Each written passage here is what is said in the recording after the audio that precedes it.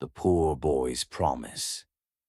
In a small village, a poor boy named Daniel lived in a tiny wooden house with his sick mother.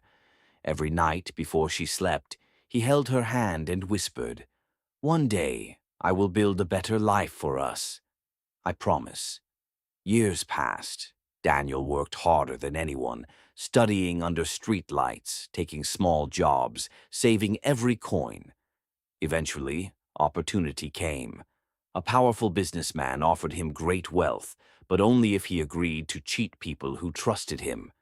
Daniel looked at the contract, then remembered the nights his mother went hungry so he could eat, and the promise he made beside her bed.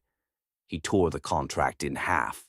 It wasn't the fastest path to riches, but it was the path that kept his promise. And slowly, with honesty and determination, Daniel built not only success, but a life his mother could be proud of.